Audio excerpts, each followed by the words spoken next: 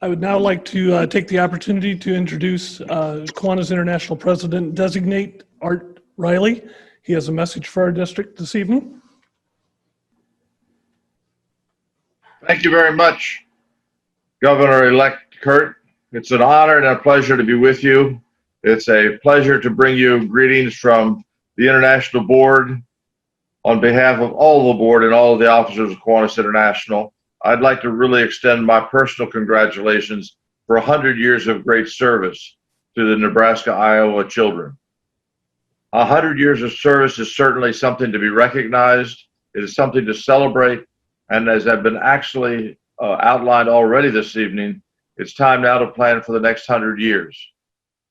Right now, the comments from Governor Lenora, I congratulate her on her year, and the comments from Vice Governor Don are certainly apropos.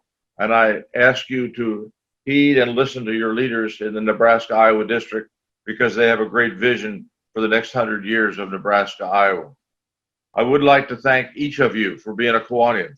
Thank those lieutenant governors who have stepped up to serve not only in 1920, but in 2021.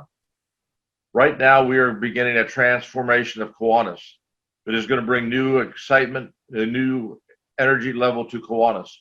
And Governor-elect Kurt is part of that team, and I invite each one of you to become a part of the 2021 team.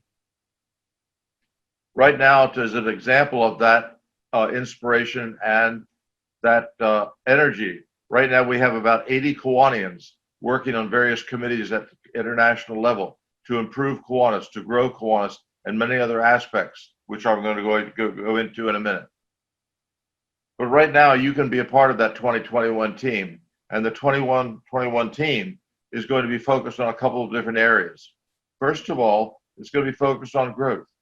Kiwanis International is a member-based organization, and membership will always have to be #1 priority. Opening new clubs, but we're going to add some different twists to it as we go through. We've got recommendations underway of how to grow Kiwanis in many different ways. You're familiar with club openings. You're familiar with club coaching. We're going to have new opportunities for club coaches and new training to help those coaches to become better Kiwanians and to help guide Kiwanis clubs throughout every district. We're going to have focus clubs. We're looking at ways we can develop clubs focused on a particular service project or a service entity. The first ones of those that are emerging are the Kiwanis clubs we build around what we call orphan key clubs, where Kiwanians roll up their sleeves and say, we're going to mentor these young people. Also, we're going to have a greater emphasis on diversity. How can we increase the number of women in leadership roles? How can we grow the number of women in Kiwanis? And how can we attract people from underserved parts of our community that we serve? Service is going to be the second component. We have to be able to grow service because we all know that Kiwanis service is what attracts people to Kiwanis. Signature service projects that are emerging are outstanding, and we're going to continue to grow the signature service program. We have to make sure that service is relevant. We have to examine all of our service projects to make sure they're delivering the needs of the community. And we have to make sure that the service we provide not only sparks the interest of our members, but gains recognition from the community. Leadership development is going to be another priority coming for Kiwanis. We have identified that the leadership development is the #1 item past membership that we need to develop. That's not only adult leadership, but also our youth leadership. Right now, we have Kiwanians working on how we can develop better youth leadership programs, as well as how can we make leadership development a benefit of Kiwanis membership. The other major emphasis we're working on is what we call Key Club 2.0. Key Club has been around since the mid-20s, but we have to make sure that we're making sure the Key Club is relevant throughout our history, in now and into the future.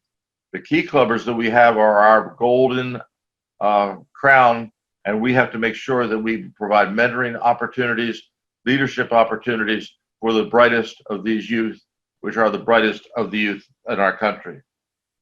So we have a lot of things to do in the upcoming year of Kiwanis, but most of these will come about through a lot of teamwork and a lot of succession planning. At the international level, President Polly, President Daniel, myself, Vice President Peter have been working hard to make sure that we have continuity at the international level, and I urge you at the district level to work the same, and at your divisional levels and your club levels. Make sure that succession planning things are in place and you have a way to develop new leaders in Kiwanis. I'd just like to take another opportunity to congratulate you on 100 years of service, and I hope to be with you for part of the day tomorrow.